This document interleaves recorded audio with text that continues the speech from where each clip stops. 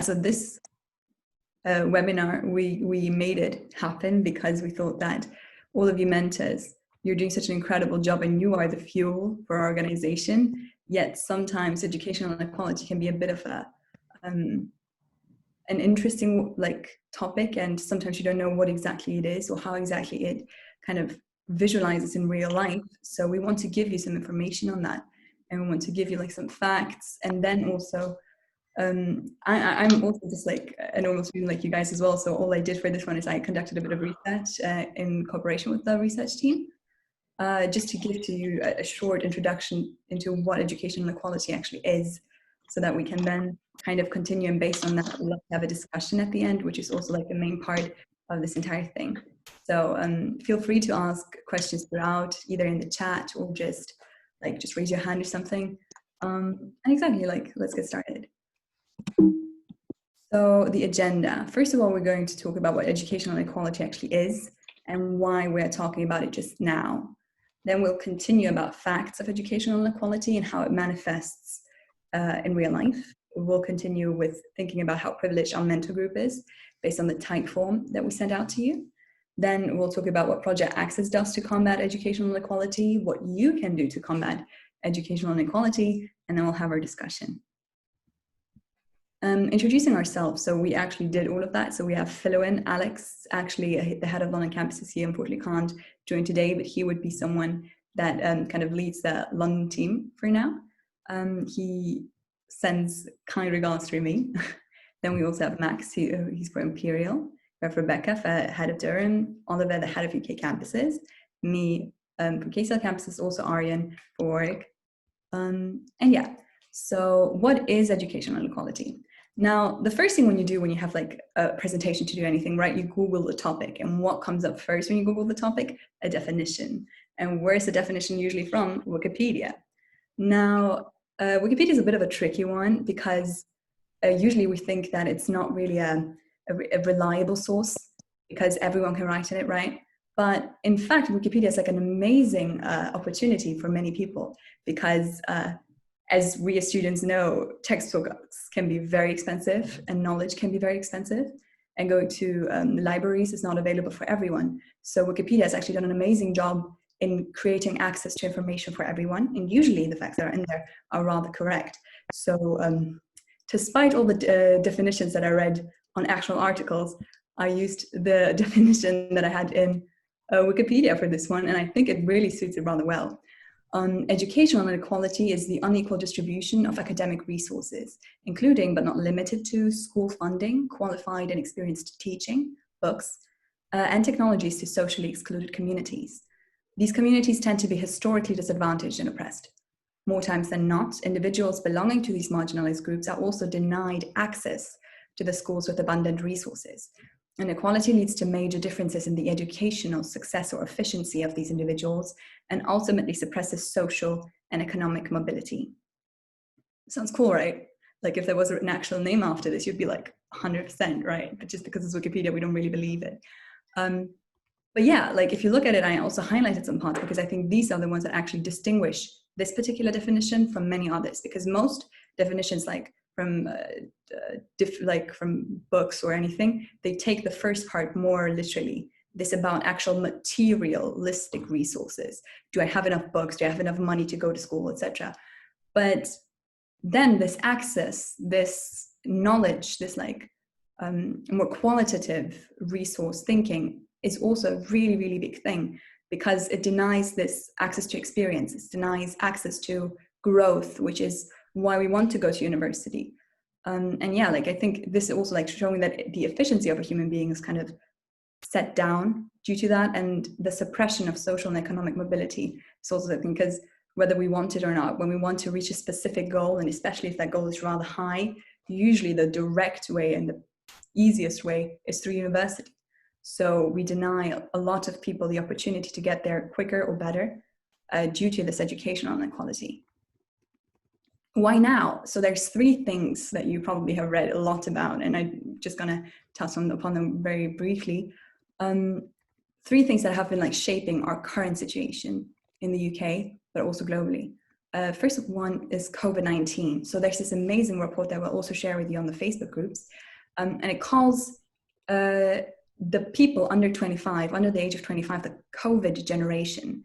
And they say that this could become a dark age of declining social mobility because of economic and educational inequalities. If you think about it, what does COVID do? It closes schools. So that's the most direct way that it affects educational inequalities, right? If you can't go to school, you don't have teachers. If you don't have teachers teaching you that well, those people that have more advantages can get themselves a tutor, or can buy themselves very expensive books, or can join unfree or like costly programs, which is denied to most people that are disadvantaged. But economically, it also like hurts a lot of people because we weren't prepared for this. So the people that don't have funds to back up their life, people who kind of lost their jobs now, people who are scared to travel now, people who have illnesses, etc. COVID-19 hurts them drastically more than those that just kind of like go through it and are like, oh wow, I have to wear a mask outside now. You know, like there's a huge difference. It can destroy lives for some, and it can be just a slight inconvenience for others. Then another movement that has been happening lately is Black Lives Matter. And here we know that racial bias, it started in police brutality, and that is definitely obvious in the US, but also not non-obvious in Europe, sadly. Another way that racial bias shows is, for instance, in the health system. There's still the stupid thought that people of color, or like especially the Black people, that they are like, that they feel less pain or something, and this is still ingrained in health systems, which is crazy. But then finally, for us as well, this exact same thing is also ingrained in higher education. You see in numbers that there's such a difference in racial representation that we cannot like accept. Like, it is potentially not possible, and we know that it's probably based on inequalities that this is not the case. We will see that in the facts section even more. And lastly, Brexit, which also ties to COVID actually in this part, is the ineligibility of EU students for home fees starting from 2021 entry. I don't know whether you've heard that. The discussion is super high, and this is really, really hard for Europe especially, and it would hit a lot of people. Because imagine you're not even sure whether you will go to university this year, you're not even sure whether COVID will allow you to go to the UK actually, and now you know for education that will likely be less qualitative because you won't be there in person for all of it, you also have to pay twice or almost 3 times as much. And funds are low anyway. So like, worst case, a person is hit by all of these 3 things and almost considers not going to the UK at all. So we have to kind of combat that by giving even more access and giving even more opportunities. And this is why we're doing it just now.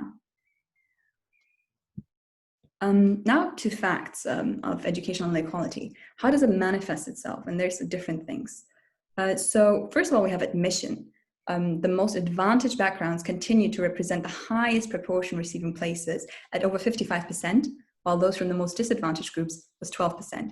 Now, if you put that into perspective, for the most advantaged students that apply, it is less likely to join their university if they flip a coin. So flipping a coin is 50%, and this is 50. Like, they have higher chances getting in just by applying than flipping a coin, which is crazy. And for the most disadvantaged group, not only is it 12%, but also the applications are much less than the actual group is. So even fewer people apply, but from those people, even fewer are accepted. So it's completely disproportional. Going to the acceptance rate, which is being accepted to universities in general and not just being admitted to your first or second or third choice, students from advantaged backgrounds are 15 times more likely to be accepted than those from most disadvantaged social backgrounds. That's also like crazy, because most certainly it doesn't have to do only with intellect here. It has to do with the advantage that they had in their lives and in their academic life especially. Economic representation. Elite universities, especially in London, have recently been in the spotlight for failing to add sufficient numbers of students from poorer backgrounds. That is also due to the fact that if you're only poor and if you don't have anything else that goes along disadvantage-wise, like race or disabilities or kind of being the first one to study in your family or something, you suddenly don't kind of go through the system and you don't get the support that you should need because no one is targeting towards you. This is also very unfortunate. And racial representation, going back to Black Lives Matter as well. Some Oxbridge colleges have not admitted British Black students in 2019. No British Black students in their colleges, which is completely crazy. And in most courses, representation of minorities is limited to acceptance of quotas slightly bigger than the year before, rather than representing the actual percentage of applications. So that means they kind of look at numbers and they're like, oh, we got 2 people more than last year, perfect, that's it. Or we got the same thing, perfect, that's it. Like, it's not about actually looking at their abilities, it's rather looking at whether something has been set, which is of course not based on facts, it's an assumption that can be made. But it like continues to core. You have to question why it happens that the growth is always so minimal, and sometimes even goes back, even though applications don't go back. Now we have a quote that I found from a spokesperson of the Russell Group. No idea who that is. I just saw it in the article and I thought it's very, very fitting. Because they said that one of the most, like the biggest reasons probably why the numbers went down in 2019 especially is young people from disadvantaged backgrounds are often not getting the advice and support they need in a highly competitive admissions process. And I don't know about you guys, but I think Project Access can help there rather well. So this is exactly what we're targeting. And this is exactly why you need to know what's happening and why we need to kind of work together to make it even bigger, because sometimes there are opportunities for those students, but they have no idea how to get there because they just don't know. They don't know how to apply to something. They don't know whether they should apply at all. They don't know whether they are eligible. They don't know which course is best for them. So a lot of things that have to do here. How privileged is our mentor group? Here's some data from the type form that I found rather interesting. It's a bit of a mix. So blue is yes and orange is no. Did you attend a state-funded, non-selective secondary school? And we see that more people said yes. So this would show that our mentor group is less advantaged than rather than, but it's like almost similar. Were you tutored during secondary school? And here we see that many people weren't. Now that could either mean that all of you were amazingly bright students who didn't need no teaching, or it would mean that maybe you would have needed a tutor at some point, but it was really hard to get to some. So it's a good indication. If you get tutored, that means usually that you're more like privileged in a way. Yes, Aryan? I think that's a very interesting statistic, which also talks a little bit about, because one of the reasons you would go for tutoring is if your schooling is not enough. So I know this is definitely the case in India, that a lot of people, like even from disadvantaged backgrounds, would get tutoring. Not just because because they have the means to, but because the schooling would be so bad that the only reason they would go to school is because in order to give exams, and then they would take additional tutoring just to get there. But obviously that is not going to be the case for anyone who is going to the UK. So I think that's just something interesting to think about, but that is nothing to say of this statistic, which is, I guess, quite nice to look at. Thank you. That's also a very good point. Like sometimes these are just questions that indicate advantage or disadvantage, but don't have to mean a thing. As you said, like for being tutored, it could also mean that perhaps due to personal reasons, something you were incapable of going to school for a longer period of time, and now you need a tutor to help you. So there's different ways to go about it. And also, I think, especially now for COVID, numbers would have probably changed, and we would have seen how many people actually would require tutoring, even in European countries or something. Did either of your parents go to university? And here it's interesting, both actually have the same numbers. Did you have support from teachers and parents when applying to the UK universities? And I think it's interesting that those two go along. I don't know whether it's the same two people that said the same thing here, but I almost would think that that correlates a bit, because if your parents didn't go to university, actually this is one of the highest indicators. In Germany, I know that the number says 70% less likely to go to university if your parents didn't attend university. So that's crazy. And yeah, it means that you have no idea how university culture is. It's really far away from your day-to-day life, and you don't even know how to ask your parents or your teachers for help and support, because you're like, I should be able to figure this out myself, or I'll just leave it at all. You know what? I'm just not going to go study. So it's a vicious cycle in a way. you could get support, but maybe you don't, like, either you could get support but you can't get it, or there's really no opportunity for you to get it at all. This is also where Project Access could come in. And lastly, have you visited the UK prior to attending university? This is also, like, I guess, a double-sided sword, because if you're very close to the UK, that's not a problem. But if you're very far away from it, that indicates a bit of advantage. But it shows, like, seeing that 7 actually didn't visit the UK prior means that they also didn't really know where they're getting themselves into. So that also shows a bit of privilege. In general, I would say that our mentor group looks very mixed. And I guess also these things play together, right? If you only were disadvantaged at one point, it's very possible for you to go the other way and to kind of equal that out with another disadvantage. But if someone said no to all of these things, that would mean a lot of disadvantage for them. And if you imagine, all of us answered differently, right? Yet all of us ended up at a top university in the UK. So that means some of us had to sprint longer or harder to get to the same place.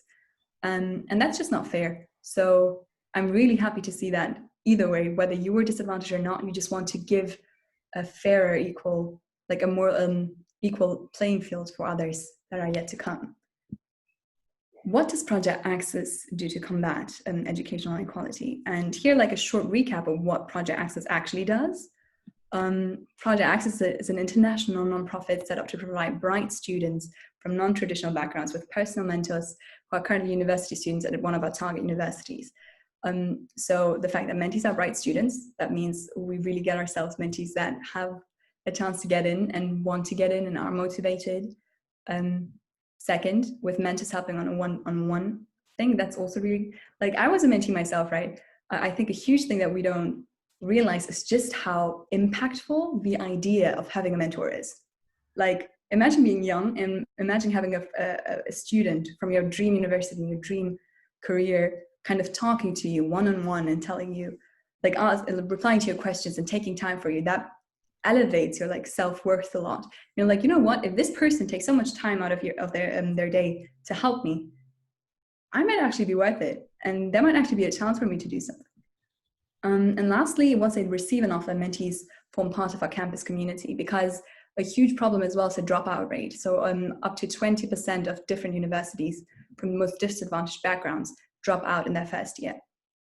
Like, that's every 5th person of this most disadvantaged group that drops out potentially. And that also means, because, like, that also comes down to just not knowing the culture and not knowing people and just feeling uncomfortable overall with the course, with the selection, with the country, with the people. It doesn't matter, because it feels as though they're not really in the community at their university, hence they're kind of dropping out.